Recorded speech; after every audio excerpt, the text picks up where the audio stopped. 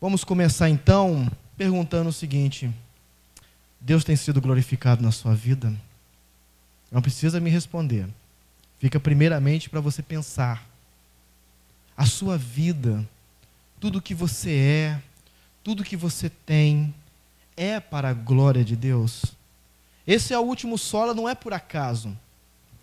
Ele é o resultado de todos os outros solas, né? Mas antes de começarmos a entrar mais uma vez nos solas, nós hoje estamos comemorando 500 anos da Reforma Protestante. Um homem de Deus, católico, ao passar por uma crise existencial, uma crise teológica, crises na sua vida, num determinado momento da história da vida deste homem, ele resolve protestar. Ele resolve levantar questões. O seu intuito, primeiramente, não era romper com a igreja. O seu intuito era reformar a igreja. O seu intuito era levantar teses para que pudessem ser pensadas, repensadas, reformuladas, reformadas dentro da própria igreja. Mas a própria igreja não quis. Nós hoje vemos esse grande movimento já há 500 anos, 5 séculos. Né? Alguém que estava presente nesse dia? Creio que não, né? Ninguém estava lá, mas Martinho Lutero, no século XVI, no dia 31 de outubro de 1517, ele fixa essas 95 teses na porta da igreja do castelo de Wittenberg, onde ele foi estudar, onde ele foi conhecer a Bíblia, e ali ele levanta essas teses. E não foi por acaso no dia 31 de outubro, não é porque ele estava fazendo pegadinhas, né, do Halloween naquela época, né, não era nada disso. Na verdade, ele fixou no dia 31, porque amanhã para os católicos, existe uma comemoração amanhã para o catolicismo. Alguém sabe dizer aqui? É o dia de Todos os Santos. O finados é no dia 2. É o dia de Todos os Santos, aonde havia uma movimentação grande de pessoas, né? Adoravam todos os tipos de santos no dia 1º de novembro. Então, de forma proposital, ele levanta essas questões um dia antes do dia 1º de novembro. E no dia 2 é o dia de finados, que é comemorado o dia de Todos os Mortos, né? Não sei se eu posso dizer que é comemoração, mas é relembrado dentro do catolicismo os mortos. Tá ok? Vamos começar a avançar um pouquinho. Então, falei aqui que já foi dado, né, o sola escritura, somente a escritura. Para a igreja, nada mais poderia ser ensinado nela que não fosse a Bíblia e somente a Bíblia. Isso já foi explicado aí. O sola gratia, né, somente a graça. A salvação não é por mérito humano, é pelo amor de Deus. Ele resolveu amar, ele manifestou graça sobre seres que não mereciam nada. Na verdade, mereciam a ira de Deus, porque a Bíblia diz isso. A Bíblia diz que nós éramos inimigos de Deus, estávamos mortos, nós nos afastamos de Deus, mas Ele resolveu nos salvar, mediante apenas pela sua graça. Sola fide, somente a fé, ou a justificação pela fé, somente, justificação pela fé em Cristo Jesus, é somente pela fé. Não adianta você fazer nada pensando que vai fazer alguma coisa para ser salvo. Não, eu vou fazer, eu vou trabalhar, e isso vai me dar um direito de um dia ser justo diante de Deus. A reforma disse, não, nós somos salvos unicamente pela fé. Né? E vem aquela pergunta pesada: como pode um Deus santo, puro, excelso, majestoso, receber na sua presença seres pecadores, mortos, que só merecem a sua ira? Né? Como que pode isso? É somente pela fé. Sola fide. Solos Cristo, somente Cristo. A igreja não está fundamentada em Pedro, a igreja não é mediada por Maria ou pelos santos, a igreja é sustentada pelo Senhor Jesus. Ele é a pedra angular, Ele é o sustentador da igreja, Ele é o Senhor da igreja, Ele é o cabeça da igreja, Ele é o noivo, e a igreja, sua noiva, é somente Ele, mais ninguém pode tomar o seu lugar. E como resultado dos solas, a reforma viu o seguinte: somente a Deus a glória. É somente a Deus. Mais nada, mais ninguém, mais nada. Tudo redunda para que, ao fim de tudo, Deus seja glorificado. Somente o Senhor. E aí nós podemos fazer a seguinte pergunta: de onde vem a perda da centralidade de Deus na igreja? Da onde vem? Quando a igreja perde a autoridade bíblica sobre ela. A igreja não está acima da Bíblia. É a Bíblia que está acima da igreja. Ela é a autoridade sobre a igreja. Como que a igreja perde a centralidade em Deus? Quando a Bíblia deixa de ser a sua única regra de fé e prática. Ela perde a centralidade de Deus quando o Senhor Jesus não é mais suficiente. Quando Cristo é trocado por qualquer outra coisa, ela perde a centralidade de Deus. Quando a salvação não é mais exclusiva de Deus, pela graça, é substituída pela capacidade do homem. Quando a justificação não é apenas pela fé, mas elas são separadas. As pessoas fazem algo para se justificar diante de Deus. E então a sua base é o quê? É frágil.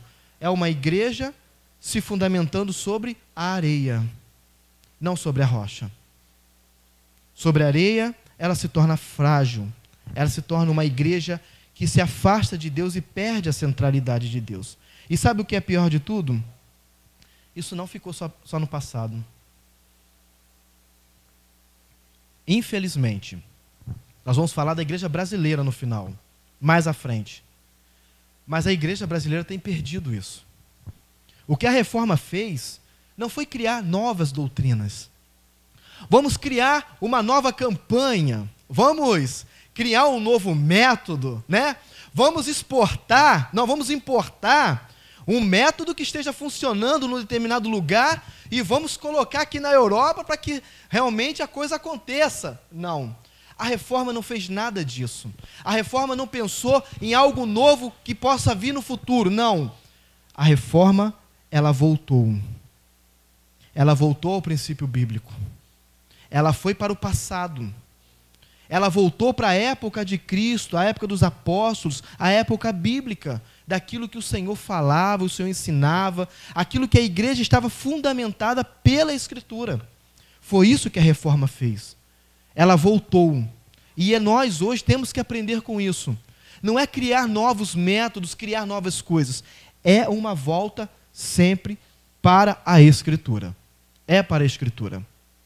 E aí, o que a Bíblia diz sobre glória de Deus? Vamos começar a olhar a Bíblia. O que a Bíblia fala? A Bíblia fala sobre a glória de Deus. A Bíblia ensina sobre que Deus é exaltado. Vamos começar a olhar alguns textos. Salmo 19:1, se você quiser acompanhar apenas por aqui, né, para a gente ganhar um tempo. Vamos lá, Salmo 19:1. Os céus declaram a glória de Deus. O firmamento proclama a obra das suas mãos. Olha aí, os céus proclamando a glória de Deus. Maravilha, hein? Isaías 42:8 vai dizer que eu sou o Senhor, esse é o meu nome. Não darei a outro a minha glória, nem a imagens o meu louvor. Ele tem um paralelo, que nós possamos usar um paralelo, de Romanos 1, 24 a 25. Paulo dizendo o seguinte, no versículo 24.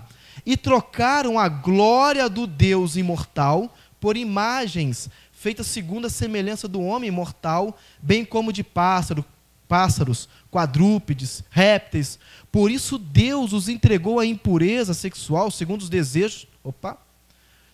desejos pecaminosos dos seus corações, para a degradação de seus corpos entre si.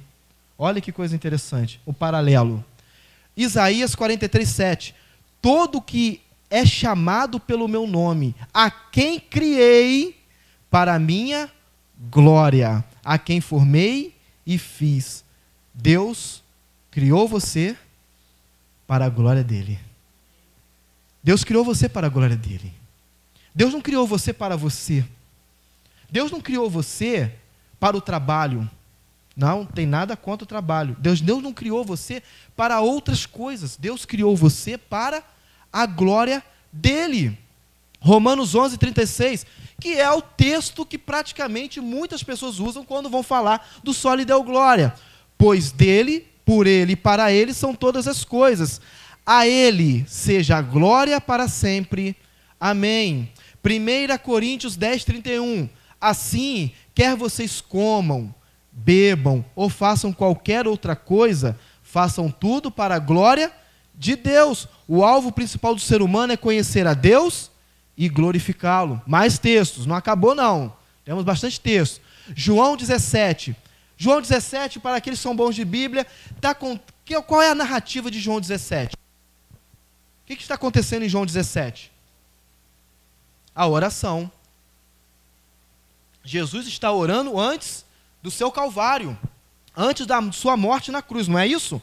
Não é um momento ali doloroso, um momento de extrema dificuldades até para o Senhor, no sentido que nós vamos ver que ele está orando com muita intensidade. Lucas vai contar outros detalhes do que Jesus está passando ali nesses momentos finais, mas olha que coisa interessante, irmãos. João 17, onde Jesus está orando com ele, o Pai, por ele, diante do Pai. Ele está orando pelos seus discípulos, menos por Judas, né? E ele ora por todos aqueles que viriam a crer nele. Quer dizer, toda a igreja em sua história.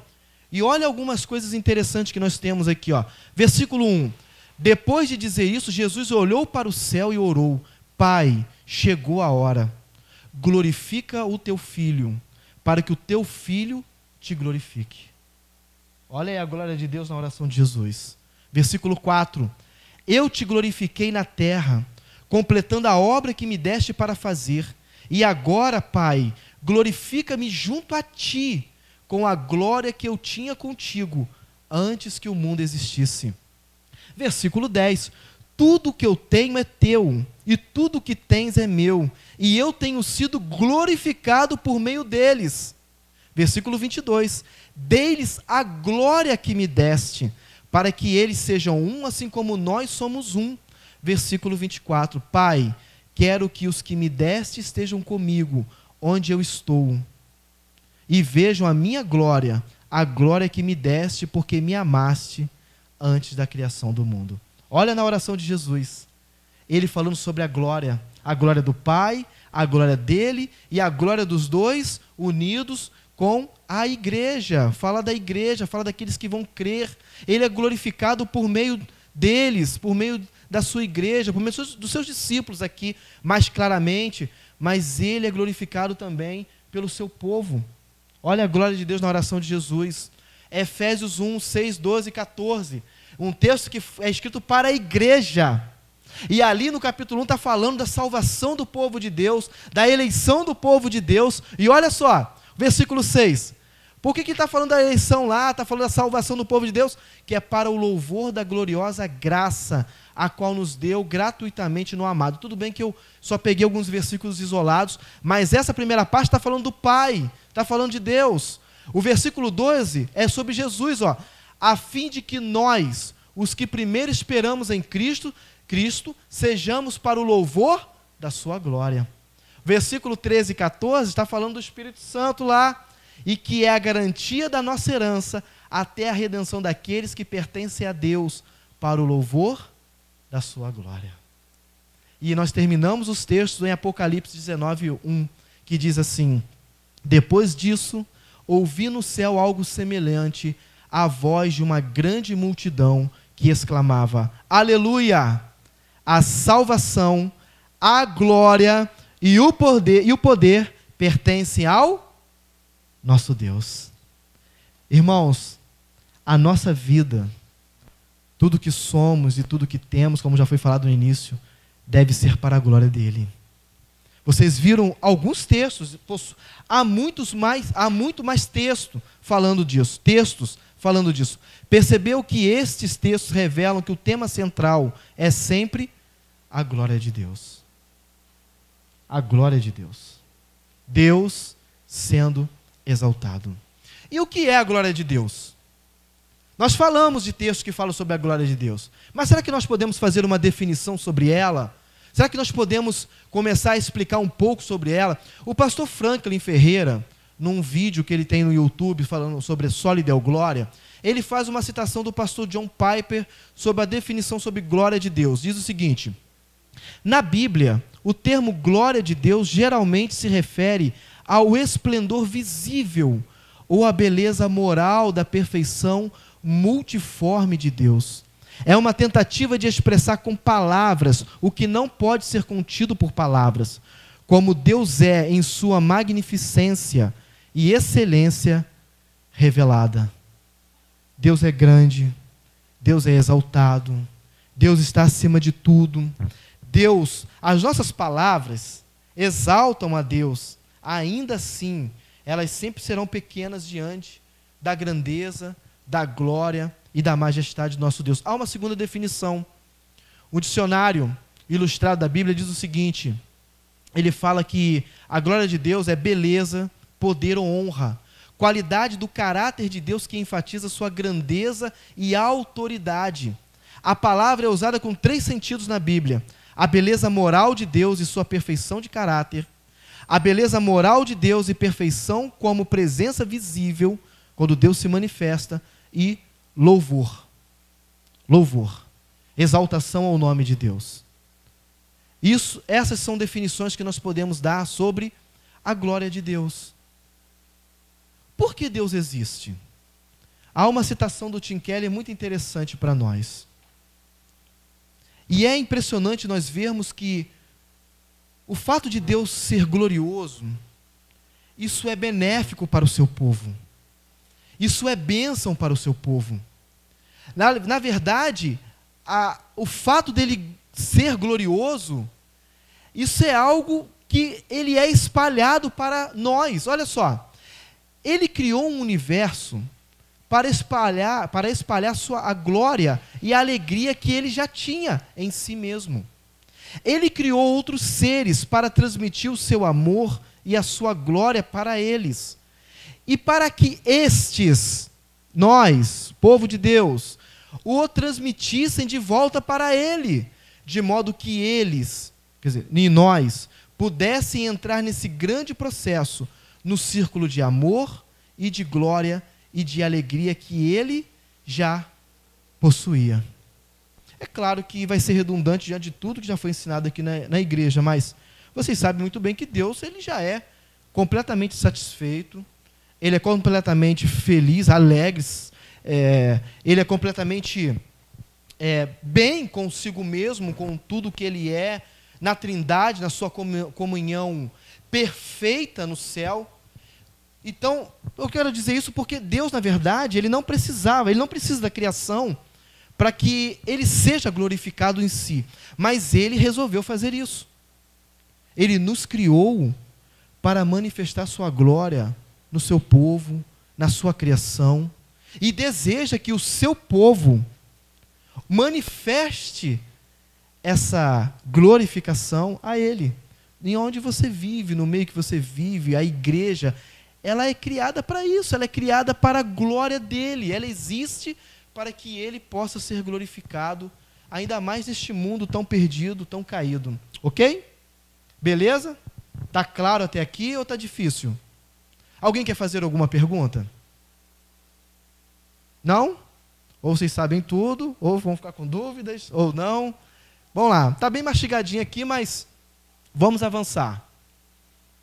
E aí, irmãos, nós falamos então sobre o que é a glória de Deus, falamos sobre textos que falam sobre a glória de Deus, demos uma pincelada no início, mostrando que o solo Deo Glória, ele tem o intuito de fechar todos os outros solas, mas é importante entender que a reforma, ela enfatizou a questão do solo Deo Glória, porque na história da igreja perdeu-se essa centralidade.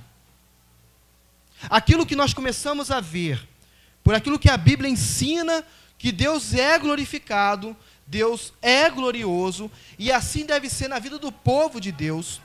Com a morte dos apóstolos e com o decorrer da história da igreja, começou-se a perder essa centralidade na glória de Deus. Começaram a entrar dentro da igreja algumas práticas que começaram a trazer problemas nisso. E eu trouxe alguns, existem outros também, mas só para nós começarmos a ver como que o culto centrado em Deus, ele começou a ser desvirtuado, ou posso dizer, desviado da sua essência, daquilo que nós já vimos na Bíblia e daquilo que nós podemos dizer sobre a definição da glória de Deus. No ano 370, século IV, começou a ser introduzido no culto, introduzido o culto dos santos. Começaram a ser colocados altares dentro das igrejas.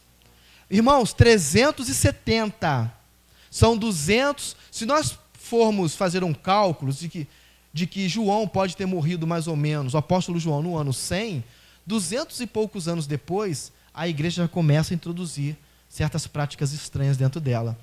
São teólogos conhecidos na história da igreja, Basílio de Cesareia e Gregório de Nazianzo. Para quem estuda um pouquinho de história, o Cadu que gosta muito de história aí, né? O Tiago também deve gostar bastante de história da igreja, mas são teólogos, são considerados pais da igreja. Tudo isso por uma influência dos pagãos convertidos. Olha aí. Vamos lá. Século IV, no ano 400, é introduzida a oração pelos mortos e sinal da cruz. 430 anos depois, nós já temos mais uma coisa estranha entrando na igreja. No século V, Maria é proclamada mãe de Deus. Até então, a ideia era uma defesa sobre a questão de que Jesus era Deus, tinha esse intuito, mas que se tornou perigoso na história da igreja lá na frente. O intuito, a princípio, não era tão maléfico, mas depois foi se desviando. No século VI, o latim passa a ser usado como língua oficial nos cultos. Aí eu pergunto a você, quem sabia latim naquela época? Pobre não estudava. Educação pública, você pode agradecer a Deus que é resultado da reforma.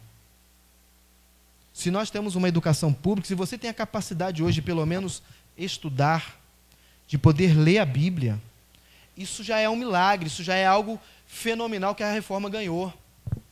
Começa a introduzir o latim e as pessoas não conheciam latim.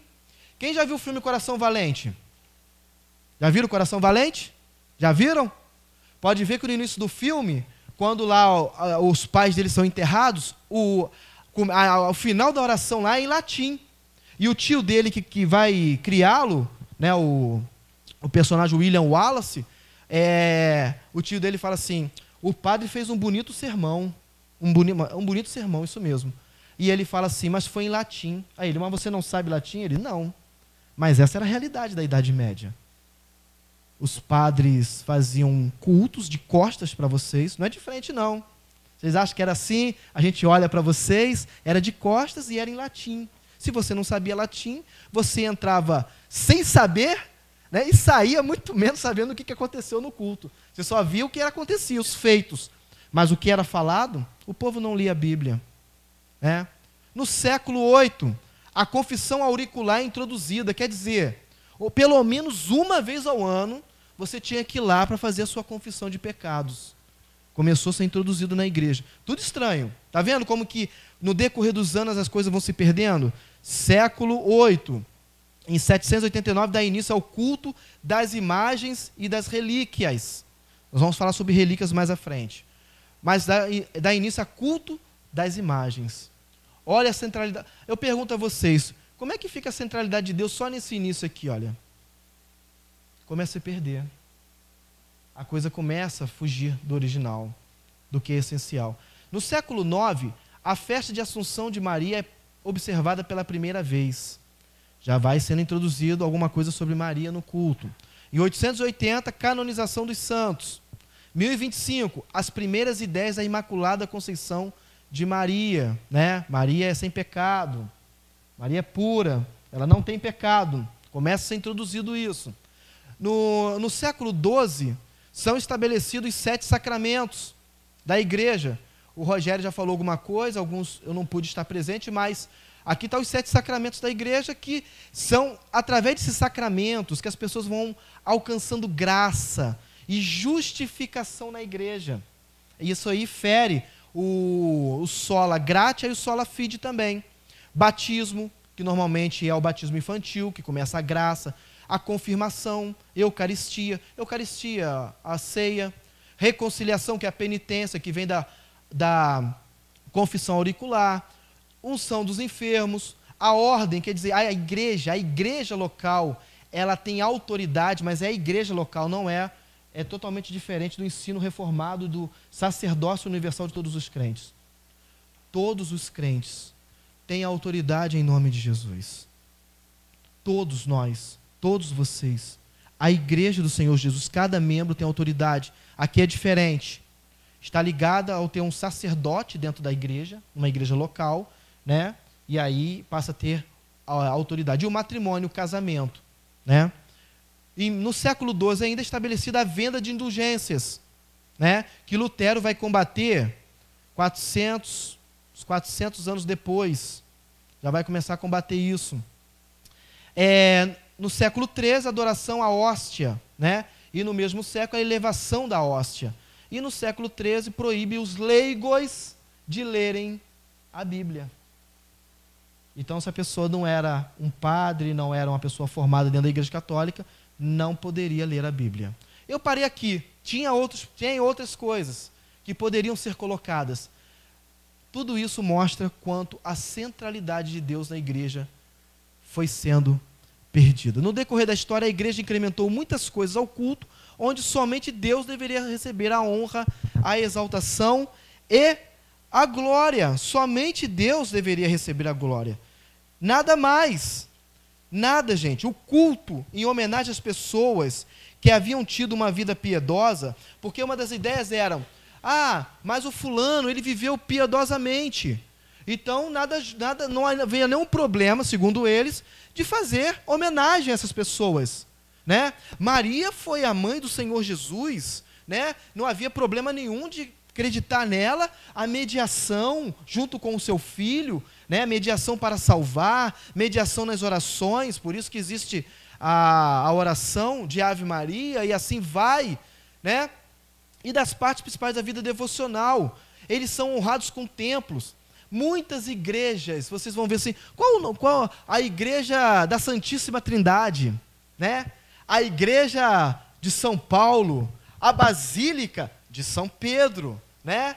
A igreja de São Tomé, a igreja de São Tiago, e assim vai, colocando o nome de santos nas igrejas, nos templos, capelas, altares, missas próprias para santos, festas e procissões, dádivas, orações, juramentos e votos.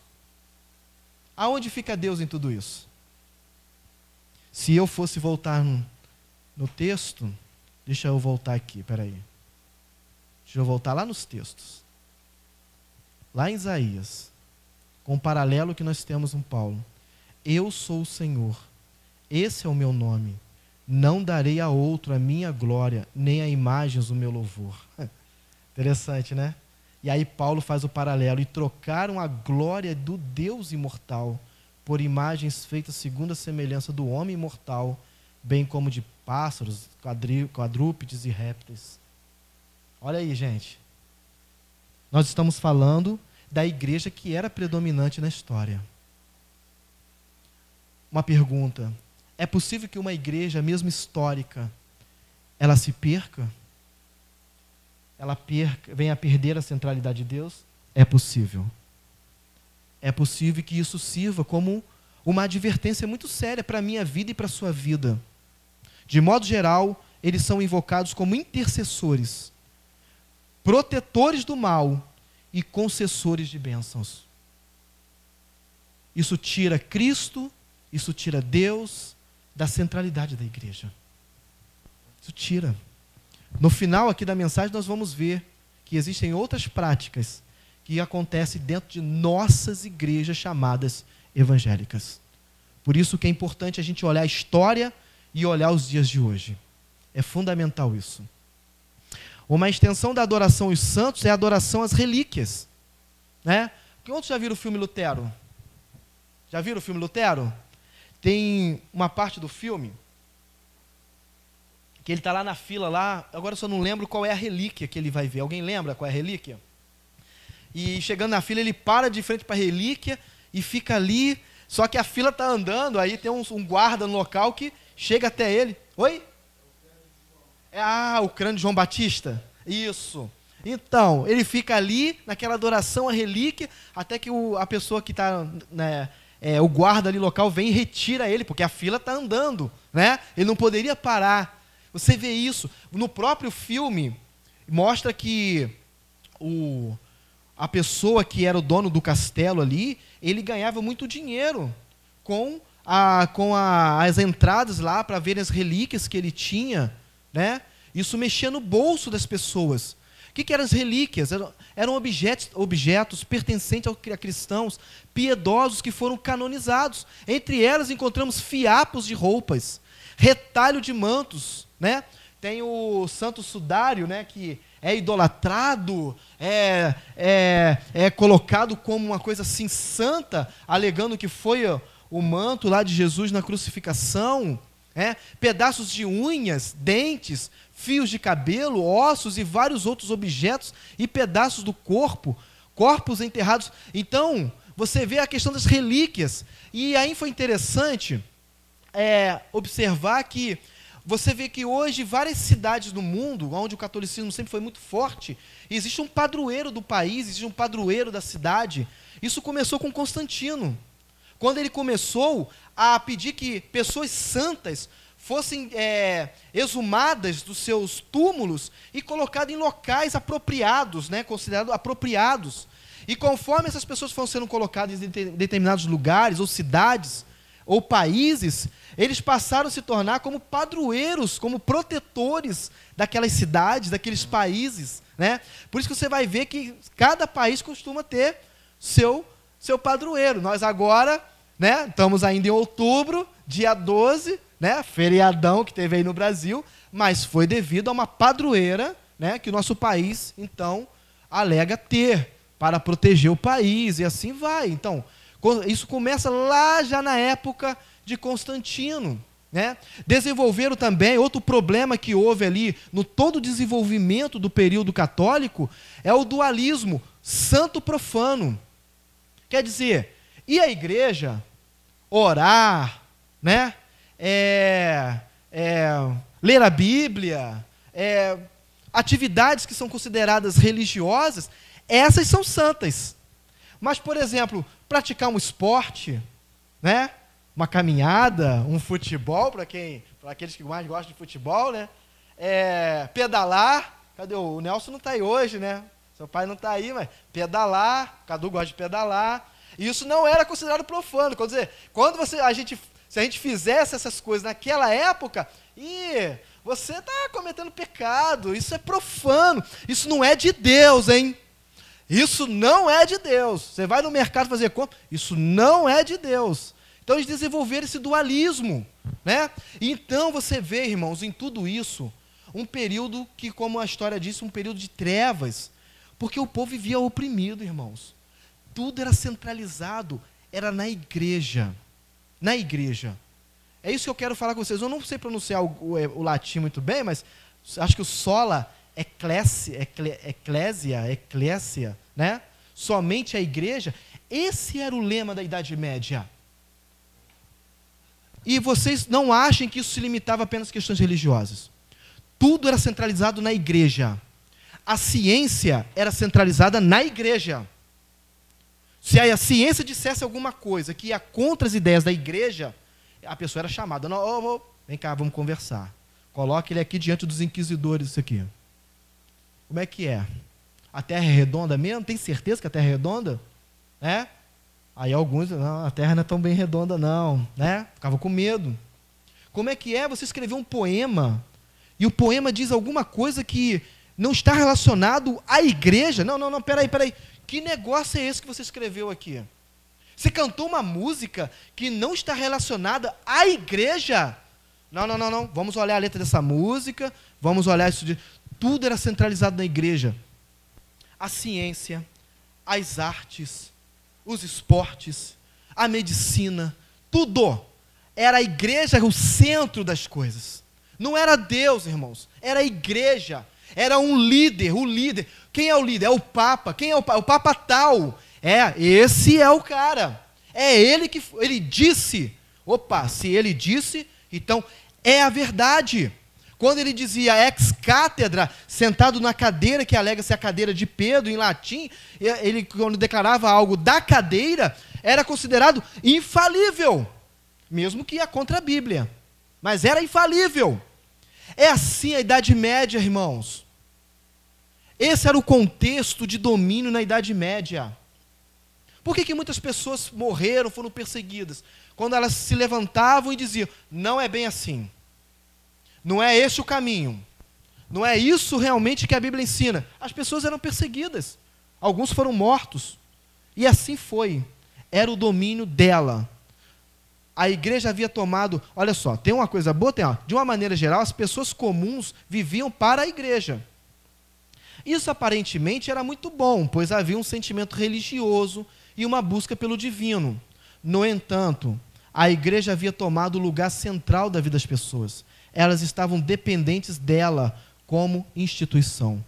Onde está o mal nisso? Reside no fato de que a igreja pensava em sua própria glória e grandiosidade. Era ela o centro de tudo. E o que a reforma fez, irmãos? O que a reforma fez? Agora entra a reforma. A reforma resgata o princípio da centralidade de Deus. Tudo é para Deus. Tudo é teocêntrico. Esse texto aqui de Romanos 11, que diz assim, ó profundidade da riqueza, da sabedoria e do conhecimento de Deus, quão insondáveis são os seus juízos e quão inescrutáveis os seus caminhos. Pois, quem conheceu a mente do Senhor? Quem se tornou seu conselheiro? Quem primeiro lhe deu alguma coisa para que lhe seja recompensado? Porque todas as coisas são dele, por ele e para ele. A ele seja a glória eternamente. Amém. Esse é o princípio da reforma. Assim como Paulo louva a Deus, assim como Paulo exalta a Deus, essa é a ideia dos reformadores. É levantar o nome de Deus, é exaltar apenas a Deus. Um culto que é somente voltado para Deus. Não para o homem, não para as coisas, não para por outro caminho ou por outro mediador. Deus no centro. Essa é a ideia da reforma e que deve ser a ideia dos dias de hoje, que nós falaremos melhor à frente. A finalidade principal da vida não é o seu bem-estar, não é para mim, não é eu viver para minha vontade, não é tudo ser em volta do meu gosto, da minha vontade, da minha saúde, prosperidade, felicidade, ou mesmo a salvação do homem, mas é a glória de Deus. Vimos aquela citação ali atrás, anteriormente, de que a glória de Deus se espalha na vida do seu povo.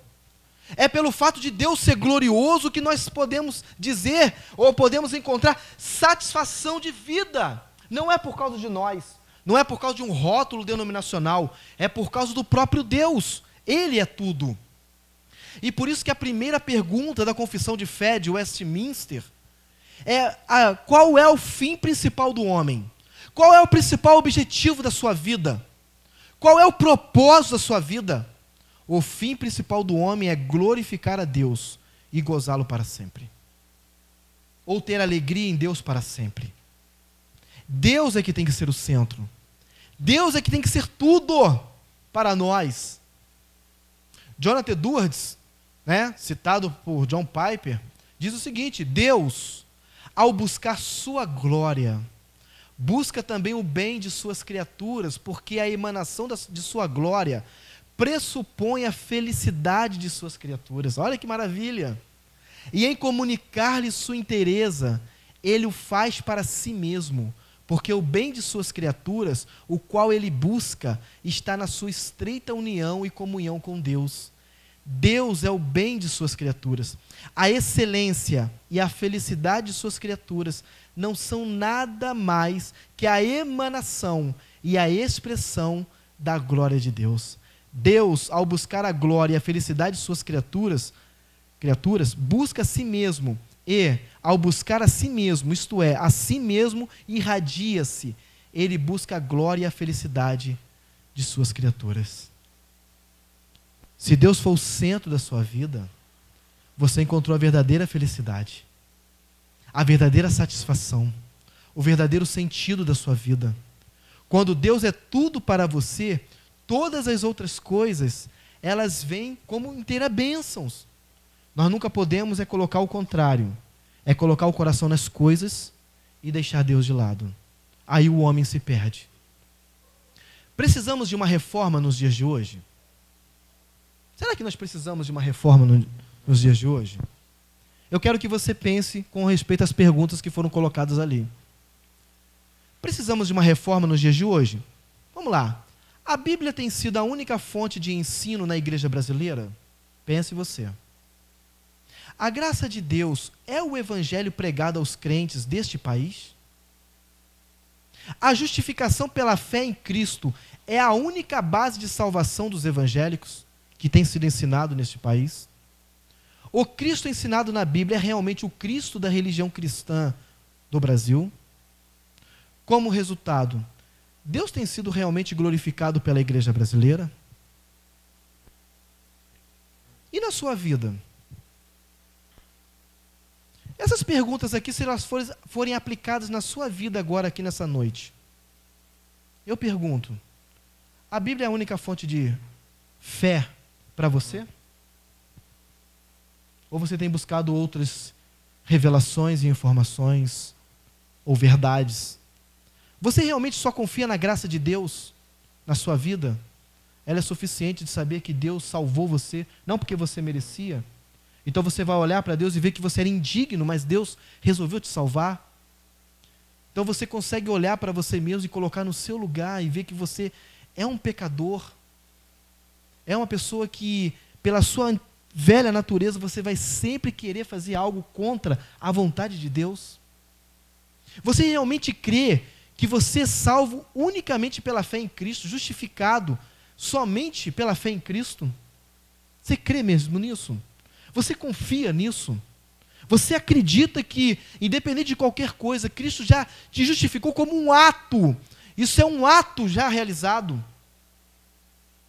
Não tem nada a ver com santificação. Santificação é um processo, mas a justificação é um ato. O Cristo ensinado na Bíblia é realmente o Cristo que você realmente crê, você só crê nele. E Deus tem sido realmente glorificado pela sua vida? Pense nisso. E aí, mais umas perguntinhas para a gente ir para o final. Eu pergunto a você, os nossos cultos da igreja, quando a gente olha a igreja no Brasil, eles têm sido cultos centrados em Deus? Nossos cultos têm sido realmente centrados em Deus? Ou nós temos visto uma igreja que está sempre, ou pessoas que têm vindo à igreja apenas para buscar alguma coisa de Deus? Será que nós não temos visto no nosso país cultos que estão centrados no homem, na sua satisfação? Quando você escolhe uma devocional para trazer a igreja na direção do culto, é um devocional que glorifica a Deus ou é uma mensagem de bem-estar para o homem que está sentado em suas cadeiras? Quando nós escolhemos uma música para cantar, ela é escolhida onde ela exalta a Deus, ou ela onde tem o intuito de entreter, de trazer alegria, pula-pula, dancinha e tal? O conteúdo dela é a glória de Deus. Quando você prepara uma mensagem, um sermão, Deus é que é reconhecido e exaltado nesse sermão? Ou é o homem que tem sido entretido, recebendo sempre mensagens de autoajuda, aonde ele olha para si mesmo e diz: quão grande eu sou, né? Como eu sou bom, como eu sou inteligente, como eu sou maravilhoso? Ou cultos aonde as pessoas vão para lá porque elas vão rir. Não, hoje vai lá uma pessoa que eu sei que você pode ir lá, que você vai sair de lá, sabe, rindo, alegre. Eu pergunto, essas motivações têm colocado Deus no centro? Pense nisso. Porque nós temos visto muitas vezes um culto onde eu vou para lá porque eu sei que Deus vai me servir. Eu vou lá porque eu sei que Deus é o Deus que me serve. É o Deus que o que eu falo, Ele vai fazer para mim. Segunda pergunta. As pessoas têm vindo aos cultos para glorificar a Deus? Isso é uma pergunta muito séria. Será que é isso que tem acontecido? O que tem trazido muitas pessoas à igreja? Eu vou domingo à igreja, eu vou terça na igreja, eu vou na sexta-feira no grupo, porque eu vou glorificar a Deus, eu vou exaltar o nome de Deus, eu vou para lá oferecer a minha gratidão a Deus. Eu vou para lá porque eu, junto com os irmãos, nós vamos colocar Deus no centro de tudo. Muitas vezes as pessoas têm vindo à igreja porque elas estão doentes. Eu vou lá porque eu preciso de uma cura. Eu estou doente. O médico me deu um diagnóstico terrível. Terrível. Eu preciso. Campanha tal, 7 sextas-feiras, eu tenho que ir nessa campanha. Porque eu tenho um problema em casa, eu preciso dessa campanha para que, algo aconteça na minha vida. Eu preciso ir à igreja para orar porque o meu filho está perdido, ou eu estou com um problema financeiro, ou eu preciso de um emprego, eu quero ir para lá para fazer uma barganha com Deus. Eu pergunto, isso é um culto centralizado em Deus? Eu vou à igreja porque lá tem um pastor ungido naquele lugar. Tem um apóstolo ungido naquele lugar. Tem uma pessoa lá que eu sei que se ela orar, se ele orar, algo vai acontecer. Eu vou para lá porque eu sei que a minha bênção, eu não vou sair de lá sem a minha bênção, porque ele tem autoridade espiritual, ele determina, ele é a solução para os meus problemas, ele é um curandeiro espiritual. Eu vou para lá por causa disso. Isso é um culto centralizado em Deus? É, irmãos? Eu vou em tal lugar porque lá eu sei que tem a irmã ou irmão da revelação. Ele vai falar algo para mim. A Bíblia nunca ensina que você vá a um lugar buscando isso. Vou falar aqui o que eu falei na Assembleia de Deus domingo de manhã. Eu creio que em resposta a orações, eu creio que Deus pode usar pessoas e falar, creio, Deus faz. Mas sair para ir buscar essas coisas, não, a Bíblia não ensina isso. E se você for, saiba que esse tipo de ida a este lugar não é a ida a um lugar que você vai para fazer um culto centralizado em Deus. Não vai. Não vai. Será que há pessoas indo a cultos para glorificar a Deus? Será que a nossa única satisfação está unicamente em Deus? Hein? Será que nós poderíamos também citar a questão de relíquias nos dias de hoje? Eu pergunto se a oração sobre o copo d'água é uma oração centralizada em Deus. É? Na rosa ungida? No sal grosso? A água do Rio Jordão? O sabonete ungido? A toalhinha santa? Talvez até a toalhinha suada lá do cantor tal, que joga para o povo? Né? Peguei a toalhinha dele. Né? Será que a Expo Cristã era um evento centralizado em Deus? Será que a nossa vida está centralizada em Deus? Vocês estão parando para começar a ver como que a coisa é muito séria? Porque nós temos a mania de dizer, isso era na Idade Média. Era só na Idade Média. Isso é um problema só com os católicos. É só eles que adoram imagens. Os evangélicos não adoram nenhuma outra coisa a não ser Deus. Né? Que não é a realidade da igreja brasileira e de muitos lugares do mundo, irmãos. Se a nossa satisfação não estiver plenamente em Deus, nós vamos ver como o homem está perdido. A nossa sociedade é uma sociedade consumista. É uma sociedade que paga para ter. Ela trabalha para ter. O seu foco é, faço isso para ter aquilo. E ela coloca-se sempre como um consumista que quer alguma coisa que satisfaça o seu ego. E aí você vê pessoas que quando sai de um culto diz o seguinte: Oswaldo não está com nada, não gostei nada do que ele falou. Péssimo. Culto terça-feira passou, você não estava lá. Péssimo. Culto muito ruim. A música que cantou, meu Deus, só a misericórdia de Deus. Que músicas são aquelas? A oração, meu Deus, que oração foi aquela? Porque nós somos consumistas. Nós queremos algo que a gente possa dizer o seguinte: eu sentei, eu estou ali para assistir, eu estou ali para ser entretido, eu estou ali porque eu sou uma pessoa que quer algo. Eu fui ao culto, então eu quero algo. Oi? Quer receber. É a gente no mundo do entretenimento. É o mundo onde o homem está se colocando sempre no centro. É onde a vontade do homem que tem que prevalecer, né? Que não seja feita a vontade do Senhor, tanto no céu como na terra, mas que seja feita a minha vontade, na terra como também no céu. E aí muda tudo, irmãos. Então nós precisamos de uma reforma nos dias de hoje? Precisamos. Eu preciso de uma reforma na minha vida. Eu preciso sempre de uma reforma na minha vida. Eu não sei você, mas eu preciso.